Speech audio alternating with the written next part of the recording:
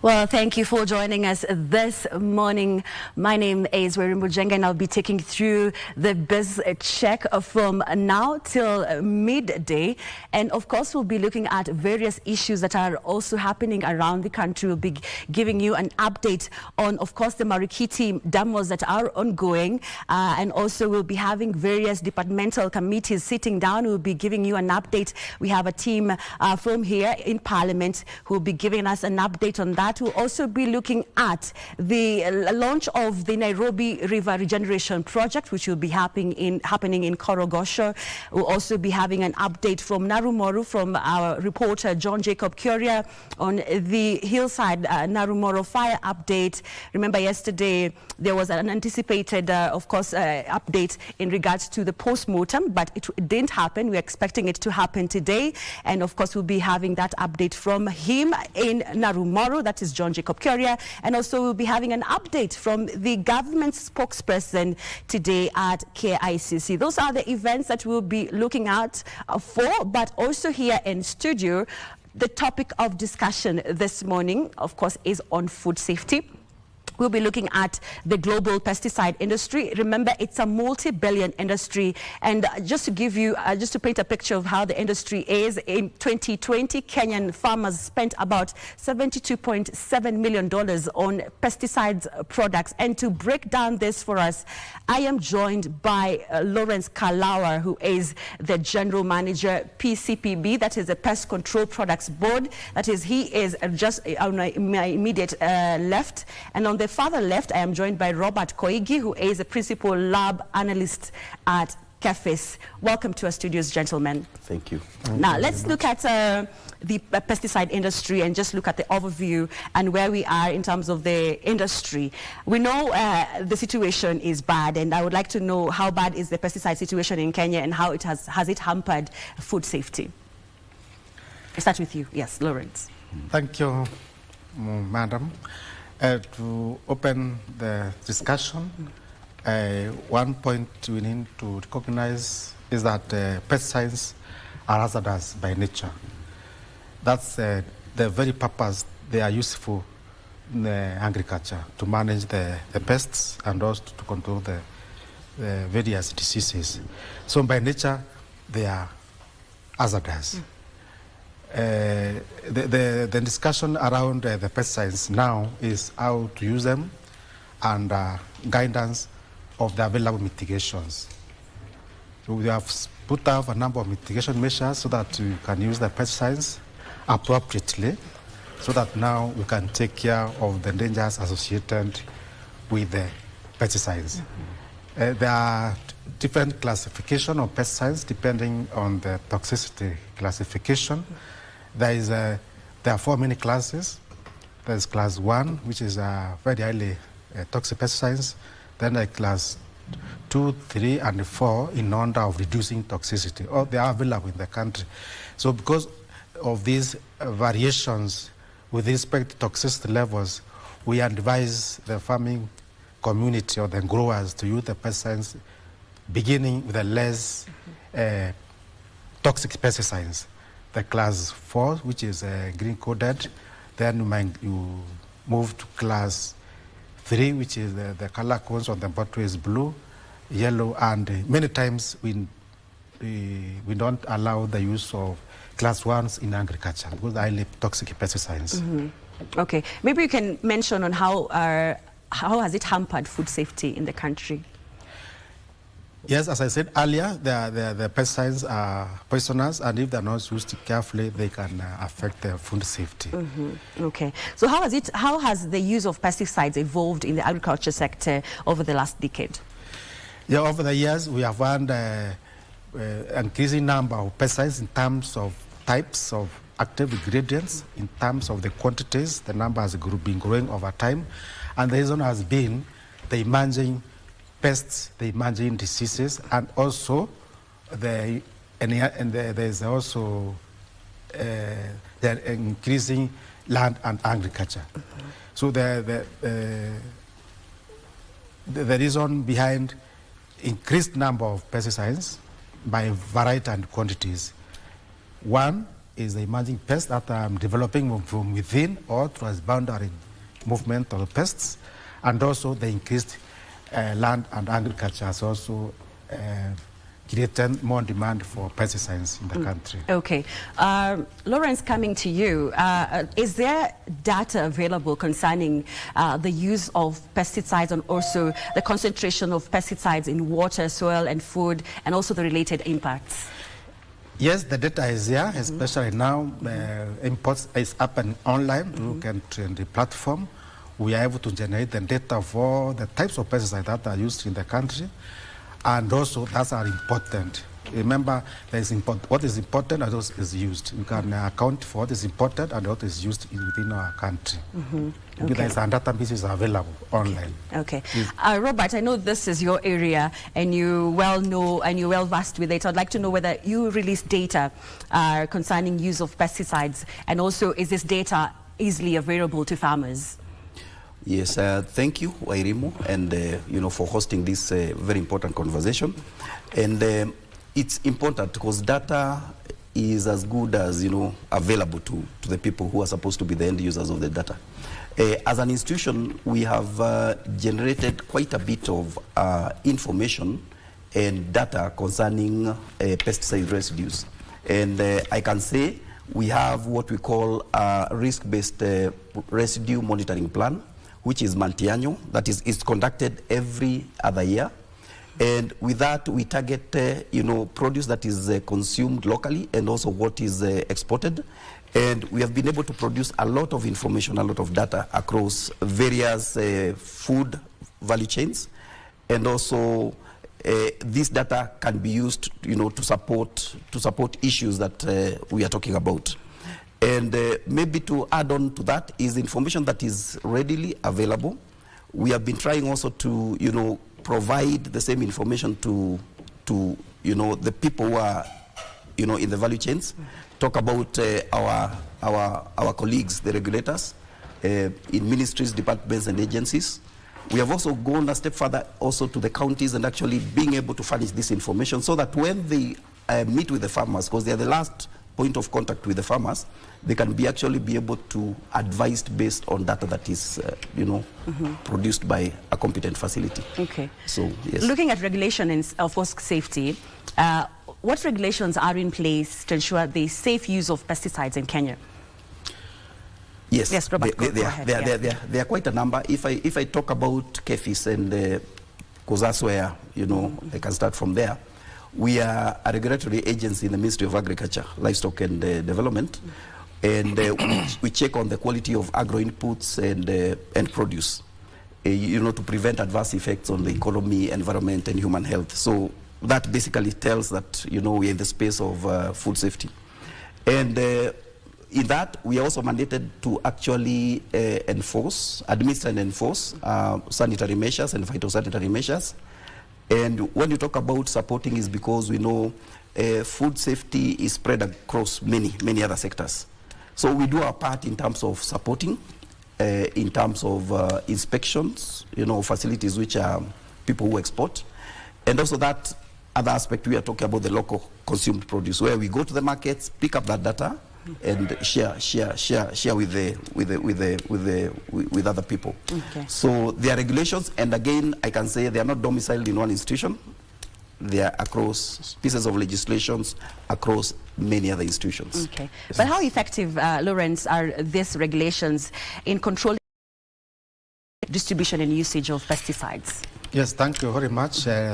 We have the Pest Control Powers Act, which is implemented by Pest Control Powers Board as the main act, and the regulations that have been put in place now to unbundle the act, and we have the regulation guiding on importation of pesticides is well described there for importers to observe the same. We have also the regulation on the licensing and certification of all the outlets where pesticides are being stored for use by growers. That regulation also exists. We have a regulation also to advise the users of pesticides on how to read the instructions. This is the labeling, packaging, and advertisement regulation. We also have a regulation on disposal of these pesticides. Again, this one also guides on how we handle the disposal of pesticides in the event there's a need to dispose the same. Okay. Is there like is there like a data available, not even data, do you go to the grassroots to ensure that these farmers maybe are educated on proper use and handling of these pesticides? Yes, we do. One of the big mandates at the PCPB is creating awareness to the farming community, and we organize many awareness creations. We do a lot of capacity building stakeholders, including the growers. And a case in mind is the last ended financial year, we managed to do a total of 122 training awareness creations to the farming community and the general public at large. So we have that component of reaching out to the growers and other stakeholders in the pesticides industry. Okay. Robert, what are the environmental risks associated with the excessive use of pesticides? Yes, there are many environmental risks associated with the use of pesticides. And one way we know that if, for example, if you use pesticides not the way they're supposed to use, there's a likelihood of actually getting them into the wrong places in the environment. For example, if you talk about, drifts in pesticides, you have issues around wash-off. When you spray and it rains, some of those might end up in rivers and lakes where they're not supposed to be. And also, there is also the other aspect of actually not observing, issues around disposal of even the pesticides containers that, farmers use. Because you'll find that if they are not disposed the right way, if they are not collected and disposed the right way, that might end up in the environment. We have also seen issues around getting some of the pesticides detected in other matrices which are not food. Fish, for example. If you talk about misuse of pesticides, they'll find themselves in the water, and even the fish and food that you are consuming gets the same pesticides that have been used in the field. So there is actually that likelihood associated with misuse or lack of proper use of pesticides in the farms. Yes. How do you dispose our pesticides? Yes. Continue. Yeah. I said earlier, under the Pest Control Practices Act, we have a regulation that guides on disposal of pesticides. It's very well described for everyone to read and follow the procedure of disposal. We also have a responsibility to inspect these sites or these facilities where these pesticides are being disposed of, and this happens together with National Environment Management Authority. There are not very many. We have about 5 now in the country that are under the supervision of PCPB and NEMA, and they have been approved to dispose pesticides waste and any other pesticide that require disposed for whatever reasons. Okay. What are the significant maybe health concerns related to pesticides used in Kenya, particularly for farmers and consumers? Go ahead. Thank you.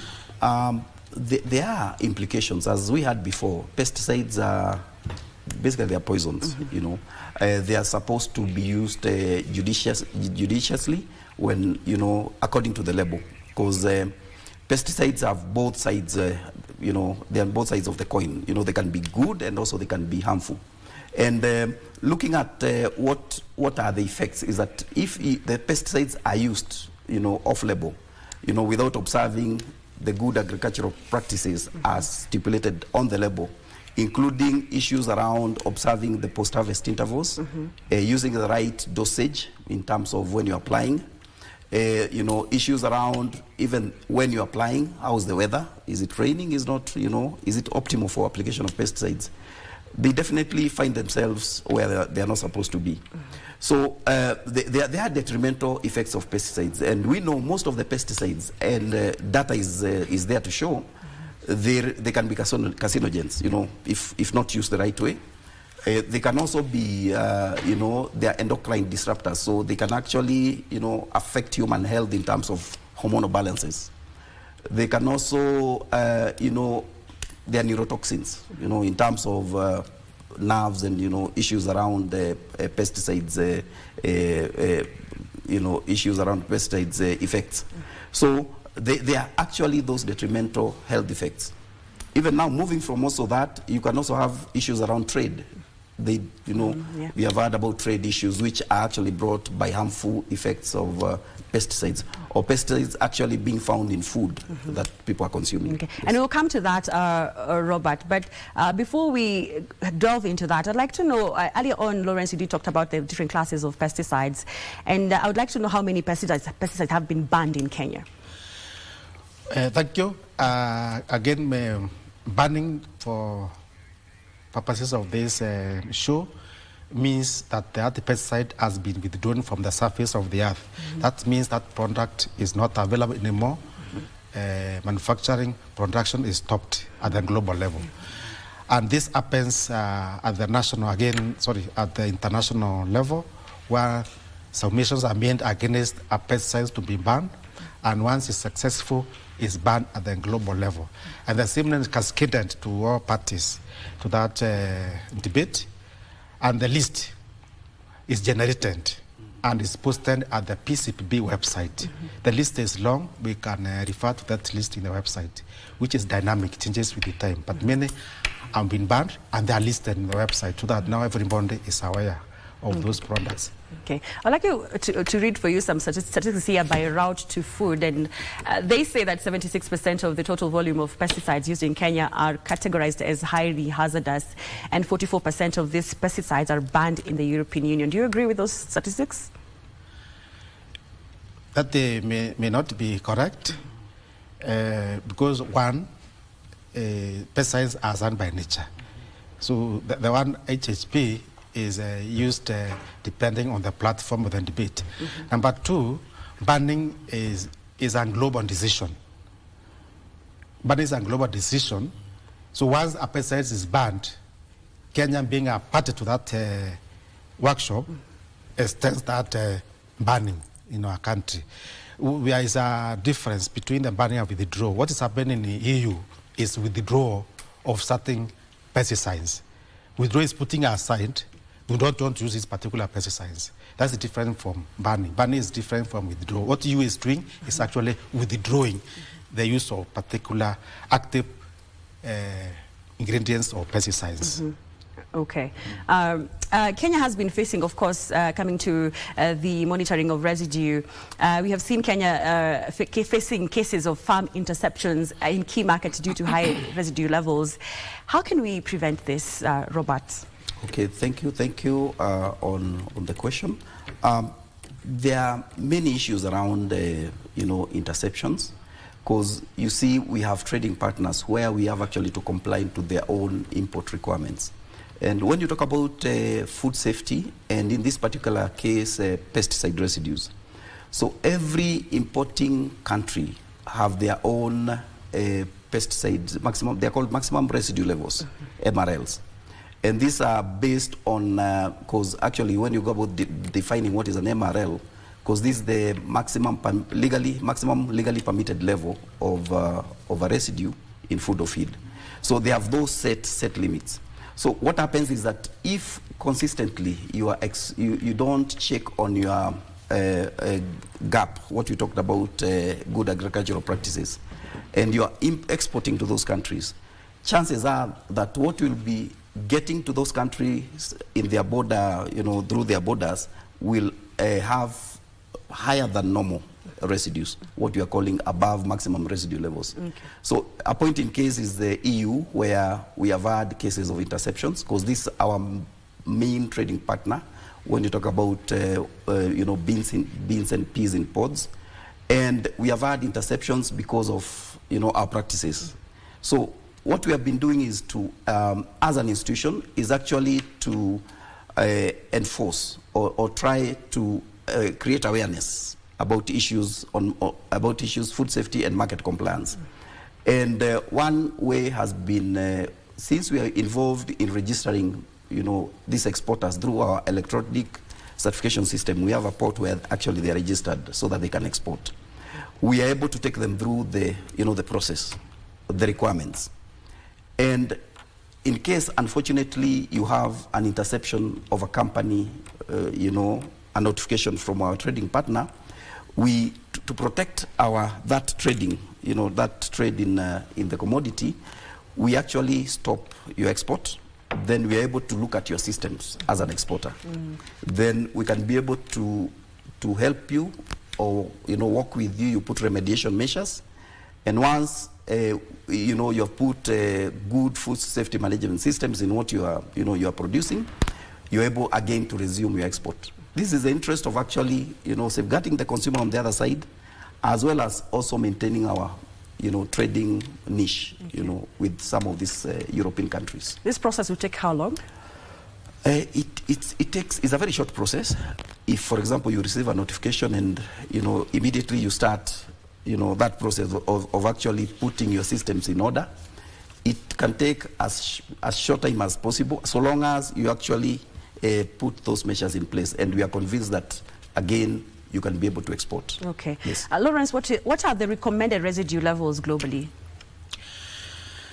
The recommended levels for maximum residue levels, again, this is a global decision which is handled at Context Alimentaria.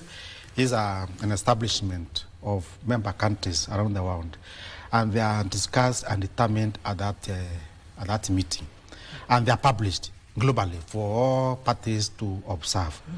So the recommended rates are the ones that are pronounced under context. Those are ones should be used at a global level by all partner countries.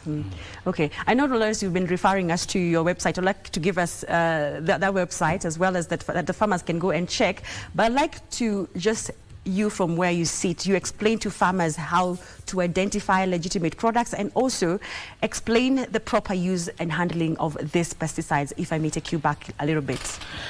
Thank you, madam. For the growers or the farmers who are procuring pesticides for use in their farms, the entry point is going to that store where these pesticides are stored for sale. And once the farmer arrives there, there are many pesticides there for different uses. So, and the parameters for choice are similar. So for instance, a farmer going there to get a product for spraying, for example, in potatoes, you get a pesticide. And the first thing you see on the primary panel, there are two panels of the package.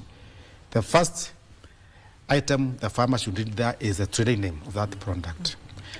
Then below the trade name, there will be the description of that product. For instance, a fungicide for control of Harley blight in potatoes. That kind of opening statement. So the farmer now is informed. This pesticide is for use in potatoes for this particular disease. So it's stating there for himself. Then after that, the farmer should read the PCPB registration number, which is on every package of the product. And there will be abbreviations there, PCPB, in brackets CR, which are capital letters, the number given.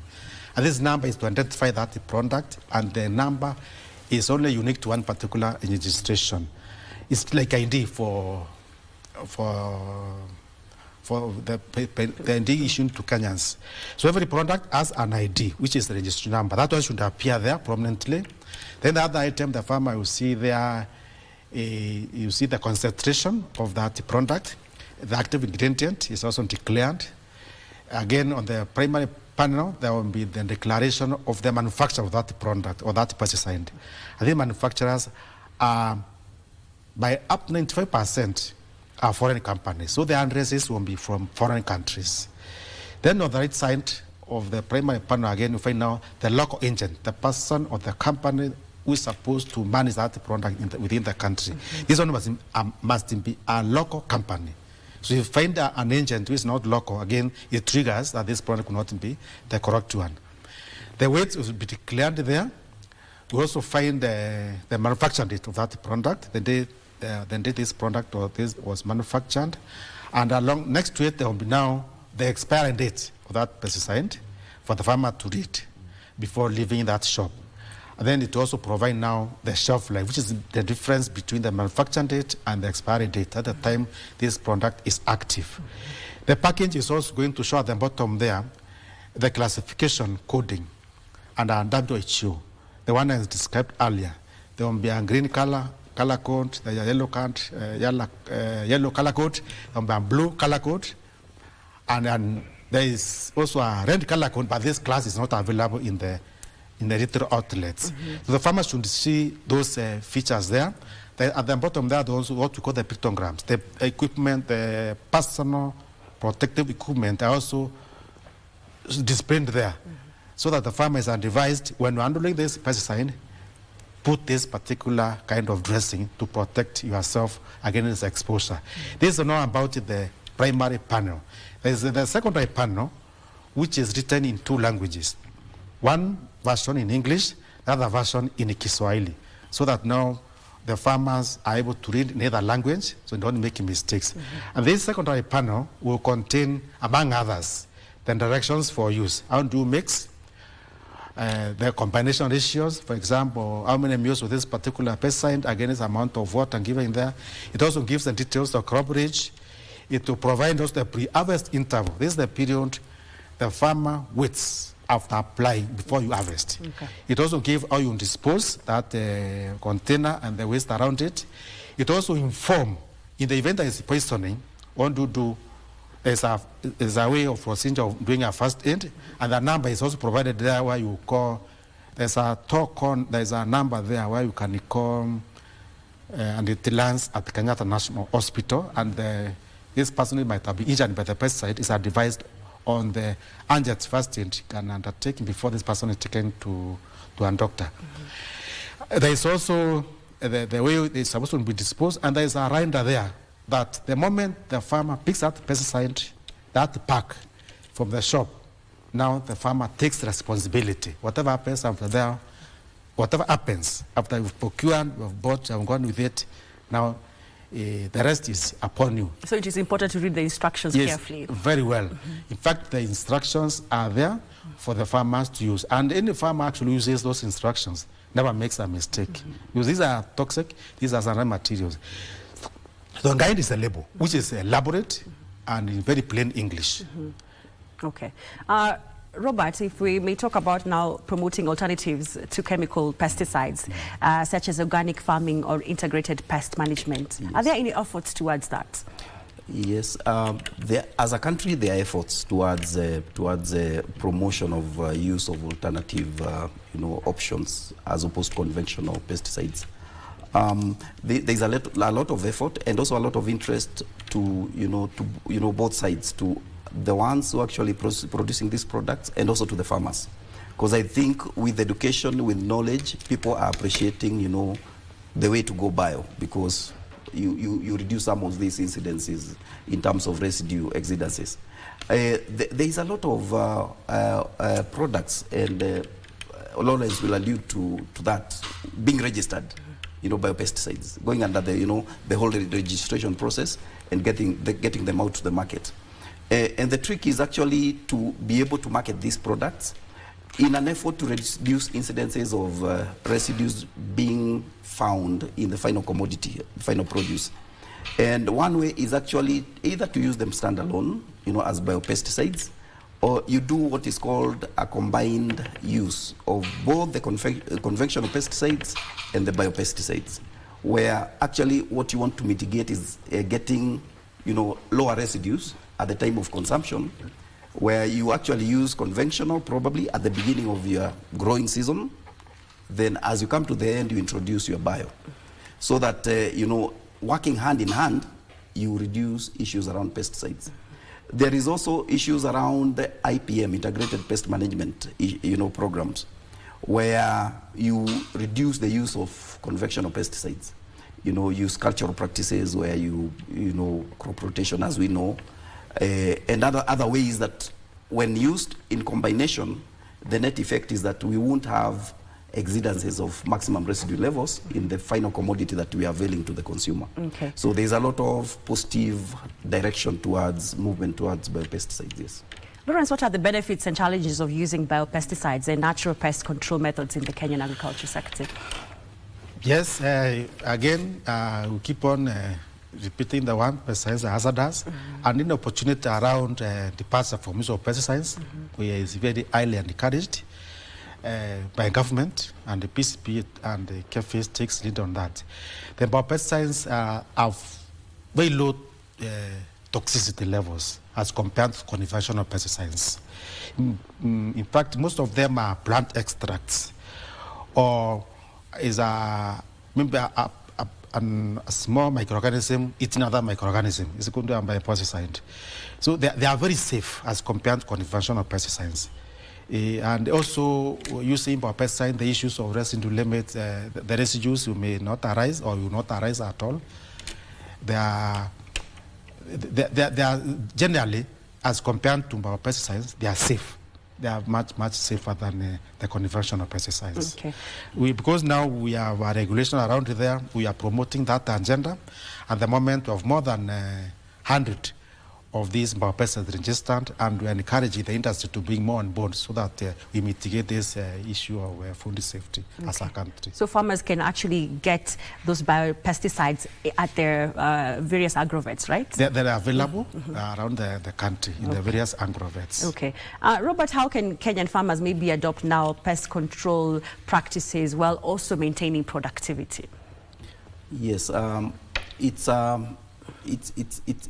balance. It's a balance in terms of what you'll use in your production system, but it's also optimal use of some of these products we are talking about, because we know farming is a combination of many other things apart from pesticides that you are using at the farm, and it will include from the basic seed that you use in terms of planting should be quality.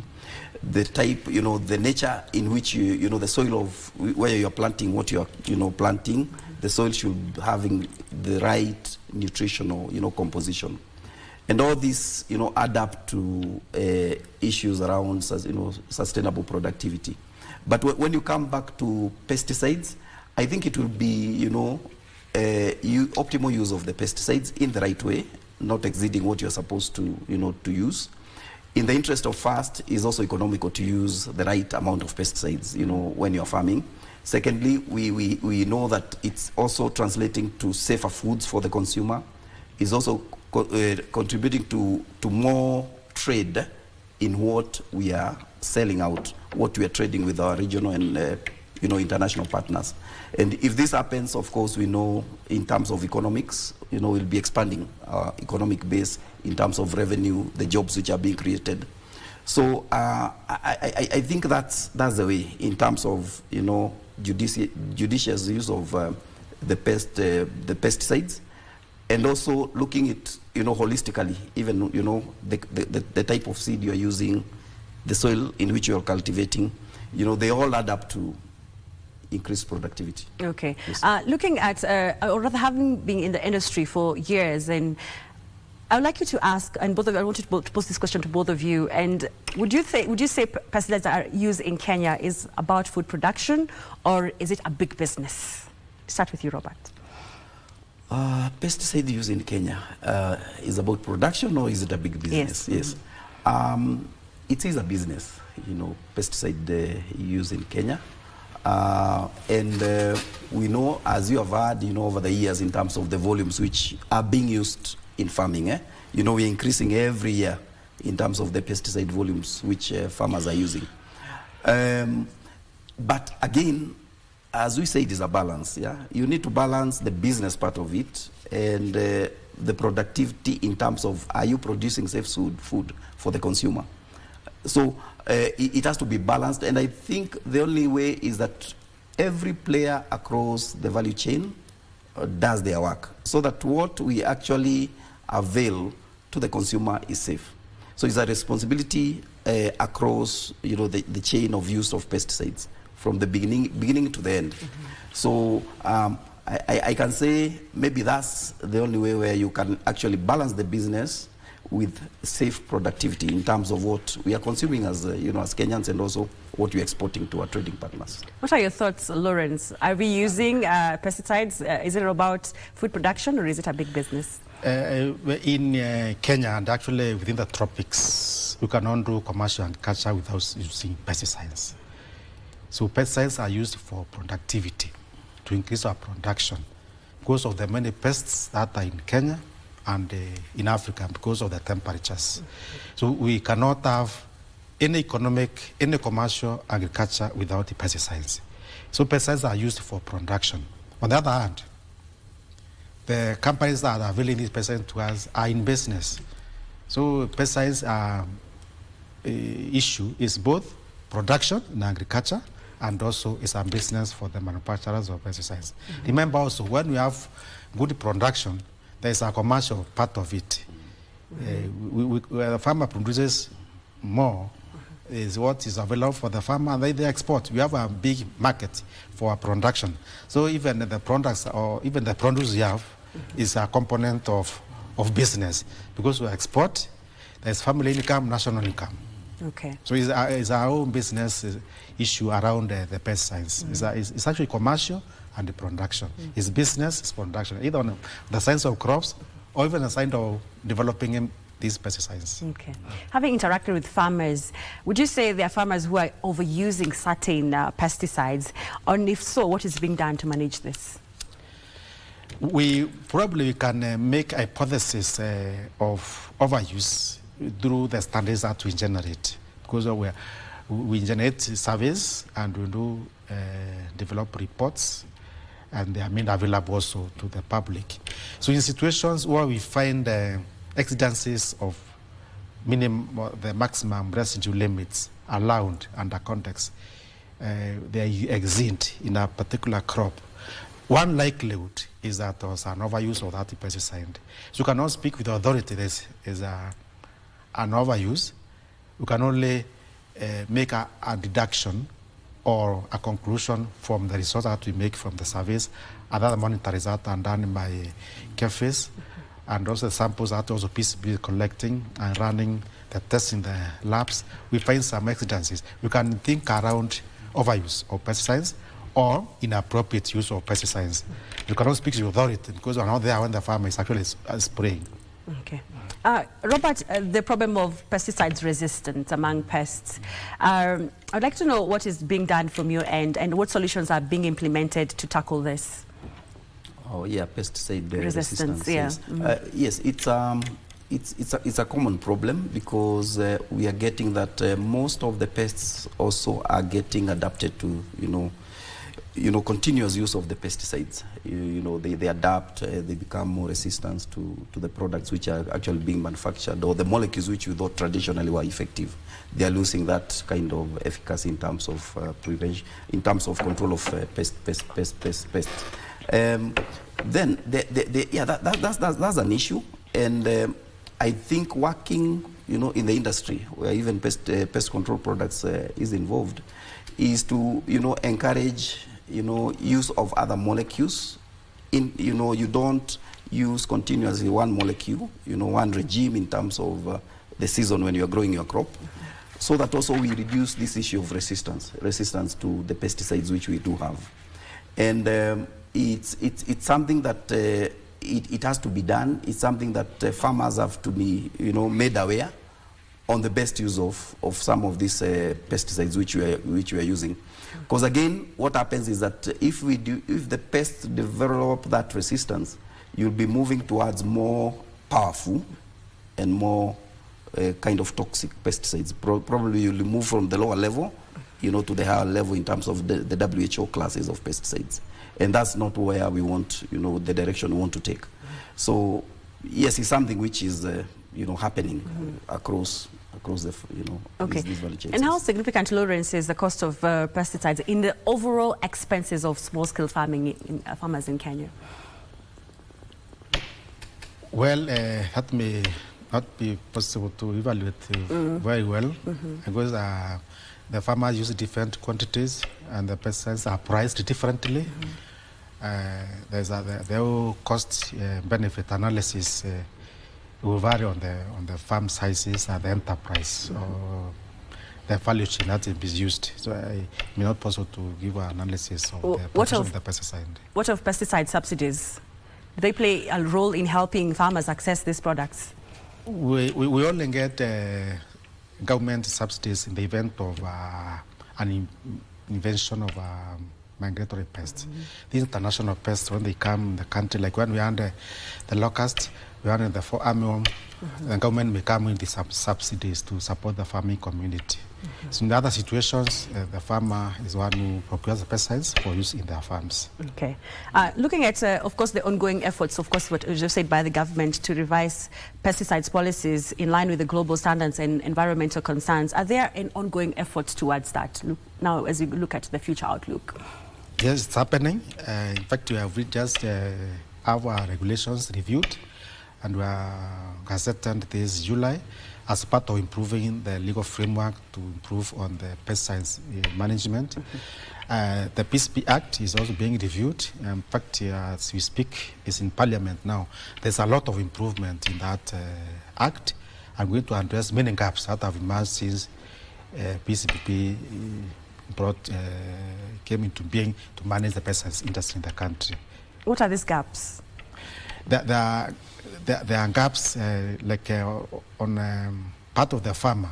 There are some gaps on the responsibility of the farmer around misuse of pesticides. There's a gap there.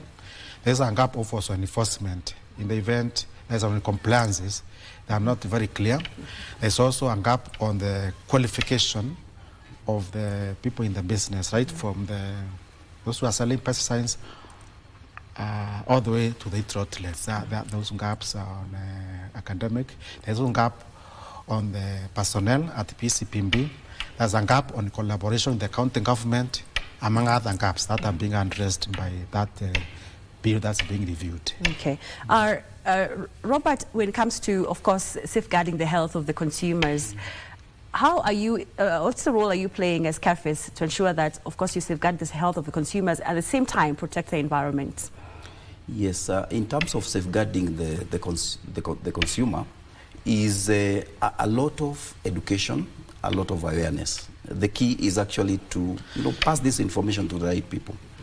And we conduct a lot of, if you look at our calendar in terms of the interactions with the farmers, is a lot, so that we actually visit where they are. We are able to furnish this information to them. And as I earlier said also, because we know we don't have that extension capacity in terms of reaching as many as we would want, is actually also to use the county governments who have that, they are the last point in terms of reach out to the farmers, provide this information, educate the extensionists, so that they can also pass this message, because it can't be done alone. It's a concerted effort where every player, in food safety is supposed to, play their respective roles. And we do that a lot. And, this information, we churn it out, because, once we get that information, we know that these are the most problematic pesticides. They are being misused. We are having higher than, allowable limits in certain commodities. Is to provide that information, to the people who are, in the space of food safety. Is there goodwill from the county governments? Yes, a lot of goodwill, We have done a lot of trainings, a lot of information sharing, where we actually visit, the counties, bring them together, share this information, and you can actually see, the appreciation in terms of, this is information probably we didn't have, and it will serve more use, now that we have this information, when we are passing on, we are educating the farmers on what are the real issues around the pesticides themselves, and also the commodities in which they are using these pesticides. So it provides, a lot of information, in terms of policy formulation, information that can be used directly, by the farmers, in terms of, educating them on the best or, food safety practices that they're supposed to employ when they're farming. Okay. Lawrence, where can farmers go to when they encounter this problematic pesticides?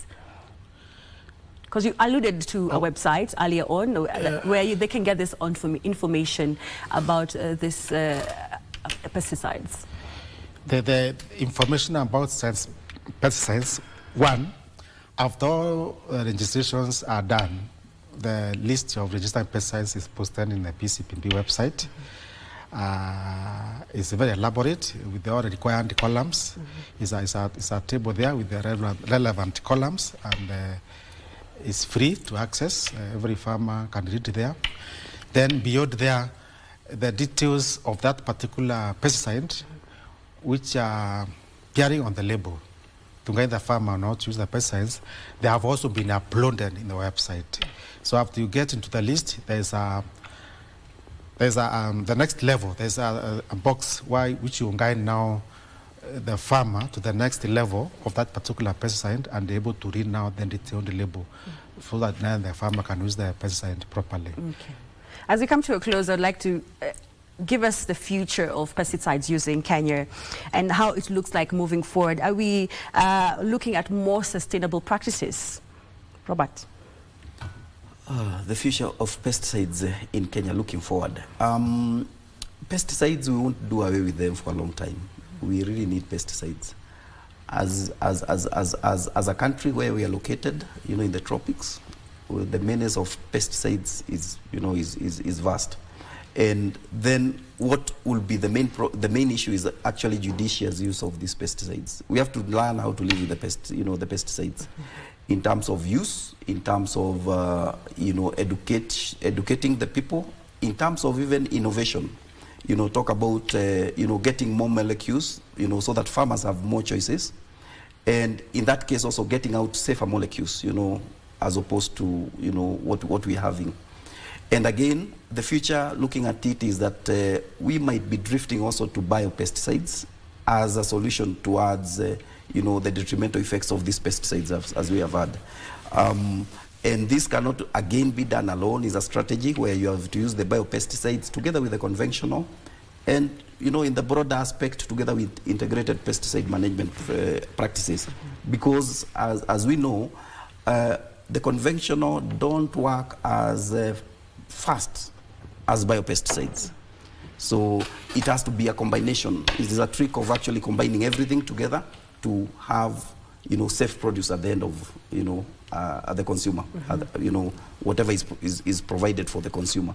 So to me, that's the way to go. And also I think in terms of this, in the space of regulations, also to come up with regulations in terms of monitoring, inspections, so that also we, on our part as government, also we are able to try and help and actually monitor what is happening, so that you don't get products which are not supposed to be there in the market, and again, where even the user of these products doesn't have enough information about the products.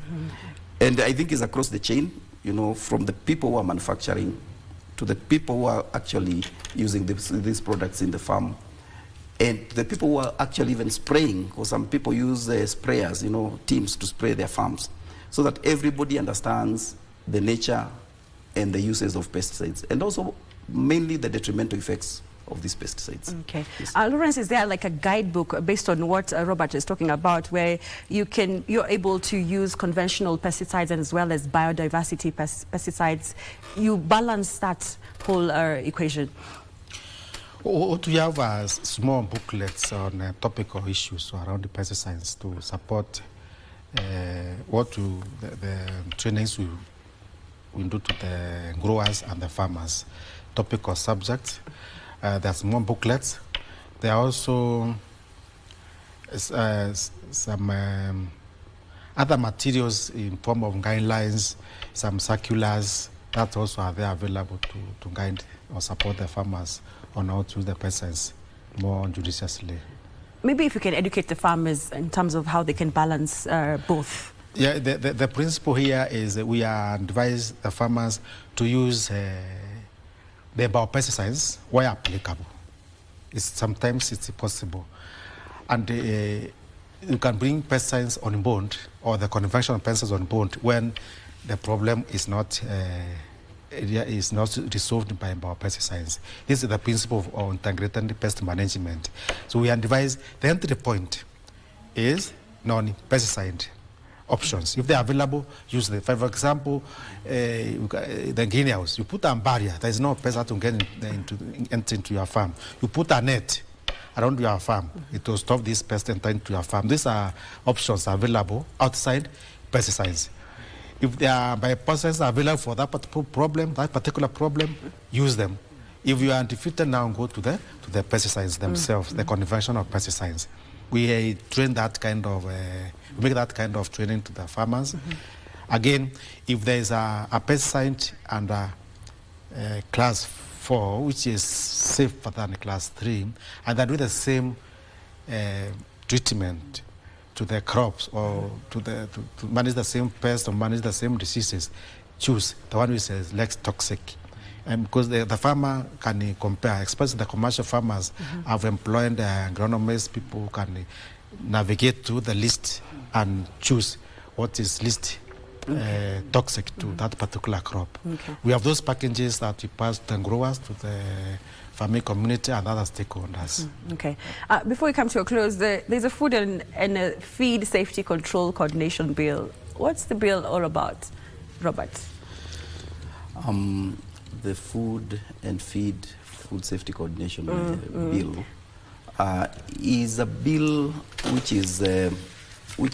is actually being formulated, and it came into being because it saw the need.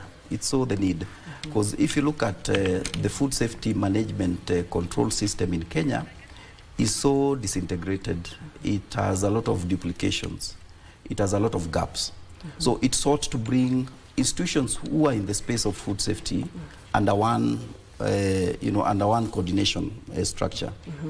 And looking at it, this is the way to go, because it actually looks at all aspects, all the players in food safety in terms of food control systems. It looks at the national government, the department and agencies. It looks at the county level, so that all these people come together under the office of the food controller, so that issues around food safety can be channeled, effectively. Gaps can be resolved. There's a one point of reporting, so all these reports can be put together, so that we don't have what we the firefighting situations which are we encounter every day. There's a food safety issue, but nobody knew it would happen. It was not even anticipated. So I think this is the way to go, and is a process which is ongoing in terms of having this to be enacted. Yes. Okay. As we close, Lawrence, I had posed this question to Robert, and of course he answered, but I'd like to hear from you as well. What does the future of pesticides use in Kenya look like, and are we moving towards more sustainable practices? Thank you. I think I said earlier that in Kenya and actually Africa, because of the temperature levels and the profile of the pests we have, we have no choice other than using pesticides for commercial production. So pesticides usage in Kenya will grow because also the area and agriculture is growing. So we are seeing a positive projection on use of pesticides. One, we are seeing even new pests emerging each year, and also there is expansion of production. The area and agriculture is also improving. So the usage of pesticides will grow as we move on. Okay. Thank you so much, Robert Koigi, Principal Lab Analyst at KAFIS, as well as Lawrence Kawala, for the General Manager at PCPB, that is a Pest Control Products Board. Thank you for coming and having this conversation on the use of pesticides. And of course, you have clearly told us that, of course, you have to use the pesticides in the right amount, as well as the right concentration of pesticides in water, soil, and food, and also in terms of the related impacts. Now we take a short commercial break. We'll be right back and with the conversation on industrializing Kenya.